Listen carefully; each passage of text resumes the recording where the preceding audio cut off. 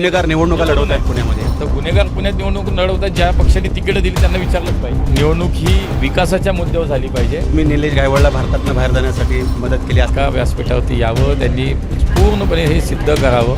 मी राजकारण सोडून देईल, नाही सिद्ध केलं तर तुम्ही राजकारण सोडा. पुणे महापालिकेचा आखाडा रंगत आला आहे आणि अनेक पैलवानांनी लंगोट कसले आहे. पैलवान मुरलीधर अण्णा आपल्यासोबत आहेत. ते खासदार आहेत, केंद्रीय मंत्री आहेत.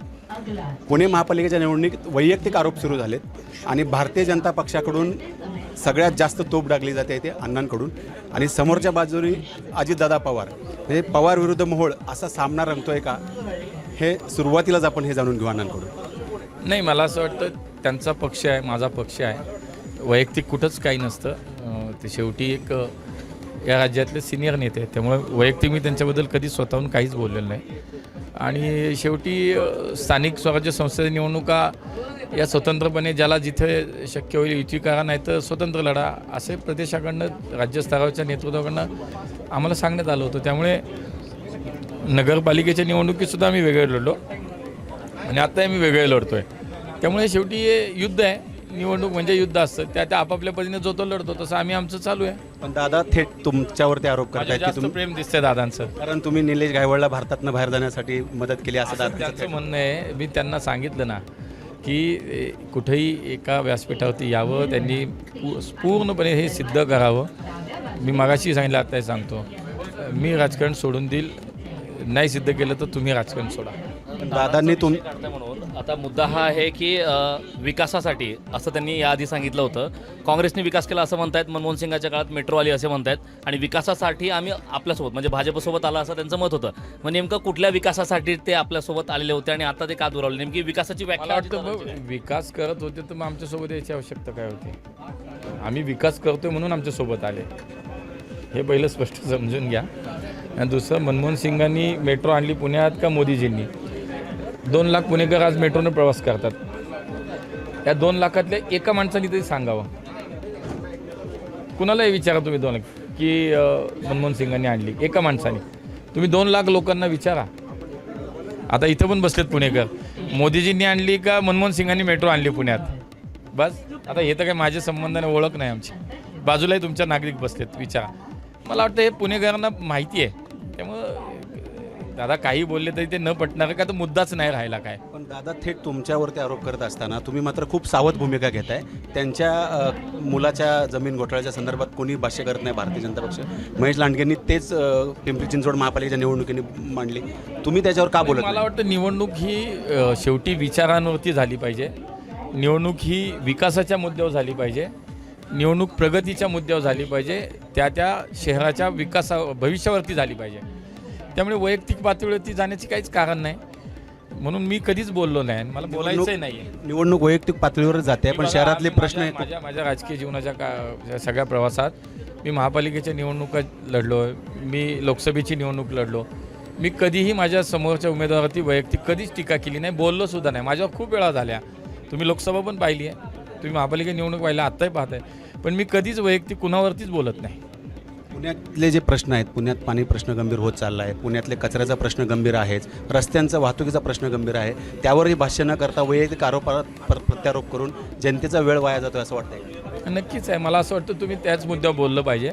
पण ज्यांना 2017ला जनतेने तुमचा कारभार बघून नाकारलं, कारभारी म्हणून तुम्हाला बदललं, आता तुम्ही 5-7 वर्षानंतर असा काय कारभार पुणेकरांना द्यायचं वचन देत आहे की पुणेकर तुम्हाला पुन्हा स्वीकारतील? कारण 5 वर्षात आम्ही जे काम केलं ते समोर आहे ना पुणेकरांच्या. त्यामुळे 100% पुन्हा एकदा पुणेकर आमच्या सोबत आहेत, मला विश्वास आहे. विकासाचे अनेक मुद्दे आपण मांडताय. आपण खरं तर देशाचं प्रतिनिधित्व आपण सध्या करताय, आणि आपण जे पाहतोय पुणे तिथे काय गुन्हे असं आपण अनेक वेळा म्हणतोय. मात्र सध्या पुणे तिथे आणखीन किती गुन्हे असा प्रश्न निर्माण व्हायची परिस्थिती झाली. कारण राज्यातच नाही तर अगदी देशभरात पुण्याच्या गुन्हेगारीचा विषय होतो. आगामी काळात यासाठी काय करणं आवश्यक वाटतं आपल्याला वाटतं? नाही, मला असं की प्रत्येक लोकप्रतिनिधी म्हणून आमची पण जबाबदारी की त्या शहरातला कायदा सुव्यवस्था हा नीट आम्हाला ठेवता आला पाहिजे. इतकं मोठं शहर झालं, इतकं मोठी लोकसंख्या झाली आहे पुण्याची. आता भौगोलिकदृष्ट्या तर आज मुंबईपेक्षा सुद्धा पुणे मोठं झालं. 518 स्क्वेअर किलोमीटर एवढं मोठं पुणे झालं आता. आणि अशा परिस्थितीमध्ये शेवटी जे काही घटना घडतात, त्या ज्या काही अप्रिय घटना घडतात, त्याची तातडीने राज्याचे गृहमंत्री मुख्यमंत्री म्हणून माननीय देवेंद्रजींनी सातत्यानं कुठल्या याच्यात तातडीनं दखल घेऊन त्याच्यावरती कारवाई केली आहेत, गुन्हेगारांना पकडले, कुणाला मोकट सोडलेलं नाही.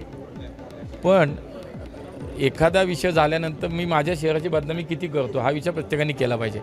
राजकीय स्वार्थ बाजूला ठेवून आपण या शहराचं नाव लौकिक चांगलं राहण्यासाठी, या शहराचं नाव कुठेही खराब होणार नाही यासाठी पण काम केलं पाहिजे. नाहीतर राजकीय विषयासाठी आपण काय झालं की पुण्याची बदनामी करतो. आता तुमच्या बोलण्यातून येतं असं कुठेही देशात पुण्याबद्दल गुन्हेगारीचं शहर अशी कुठेही प्रतिमा नाही. पुणे एक IT चं शहर आहे, IT हब आहे, एक सांस्कृतिक सांस्कृतिक राजधानी आहे. पुणे हे विद्येचं माहेरघर आहे. पुण्यात आज आपण इतके मोठे सायंटिस्ट राहतात, साहित्यिक राहतात. पुण्याचा ऑक्सफर्ड ऑफ द ईस्ट म्हटलं जातं. हे बोला ना, पुण्याला एक काही आपली घटना झाली की अख्ख्या पुणे गुन्हेगारीचं साम्राज्य. तर मला असं वाटतं कुठल्याही राजकारण्यांनी स्वतःच्या फायद्यासाठी, स्वार्थासाठी, मी कुणाचं नावच नाही घेत, म्हणजे मी पण गुन्हेगार निवडणुका लढवत आहेत पुण्यामध्ये. हां, आता गुन्हेगार पुण्यात निवडणूक लढवतात, ज्या पक्षाने तिकीटं दिली त्यांना विचारलंच पाहिजे. तो जाब आता तुमचा अधिकार आहे, तुम्ही लोकशाहीचा महत्त्वाचा स्तंभ आहात, तुम्ही विचारू शकता जाब. ते तुमच्या पक्षासोबत सत्तेमध्ये आहेत आणि त्यांनीच उमेदवारी दिली. आम्ही सांगितलं स्वतंत्र निवडणुका लढतोय आम्ही. आमचा विचार स्वतंत्र आहे, आमचं अजेंडा स्वतंत्र आहे. आमचं शेवटी युद्ध याच्यात आमची वेगवेगळी भूमिका आहे, तिथं आमचं काय संबंध येतो. शेवटचा प्रश्न विचारतो. देवेंद्र फडणवीस मुंबईमध्ये मेट्रोमध्ये प्रवास करतात आणि जनतेला हाक देतात की भारतीय जनता पक्षाला साथ द्या, आणि तुम्ही आज पुणे मेट्रोमध्ये प्रवास अजिबात करताय. नाही. माझे नेते आहेत, माझे नेते हे ह्या राज्याचं असं नेतृत्व आहे की त्यांना या राज्याचा भविष्याचा विचार करताना आम्हालाही माहिती आहे की इतका कार्यक्षम मुख्यमंत्री राज्याला मिळाला आहे की सर्व पातळीवर सर्वसामान्य माणसापासनं त्याचा विचार करून या राज्याला सुद्धा देशातलं अव्वल राज्य करण्याचं, म्हणजे आज बघा विदेशी गुंतवणूक, देशात सर्वाधिक जास्त विदेशी गुंतवणूक महाराष्ट्रात येते, आणि दुसऱ्या बाजूला आमच्या लाडक्या बहिणींचा पण विचार केला जातो. म्हणजे सर्वसामान्य माणूस त्या राज्याच्या प्रगतीचा विचार, असं सक्षम नेतृत्व आम्हाला मिळाले. त्यांची भूमिका, त्यांचे विचार, त्याचा आदर्श असतो आमच्यासमोर. त्यांनी केलं म्हणून मी नाही केलं. आज तुमच्यातलेच काही मित्र मला म्हणाले की आपण आज मेट्रोनं प्रवास करूया आणि मेट्रोबद्दल आणि इतर पुण्याच्या विजनबद्दल आपण गप्पा मारूया, म्हणून आपण मेट्रो कोणी आणली याच्यावरून वाद सुरू आहे. मेट्रोचं श्रेय मनमोहन सिंगांना जातं, मोदींना जातं. आता सांगितलं की मी नाही, आमच्या पुणेकरांनीच उत्तर दिले. आता मोदीजी काय मनमोहन सिंगजी, तर आता तुम्हाला 2 लाखापैकी तुम्हाला एक मत जर मिळालं तरी मी काय म्हणेन ते हरल तुम्हाला पाहिजे. पुण्याचा कारभारी कोण हे लवकरच आपल्याला कळणार आहे. पण तोपर्यंत अजितदादा विरुद्ध मुरलीधर मोहोळ असंच चित्र आपल्याला आता या निवडणुकीच्या निमित्ताने दिसतंय. कॅमेरामन अनिल गजालेसह ब्रह्मा चट्टे, LS मराठी, पुणे.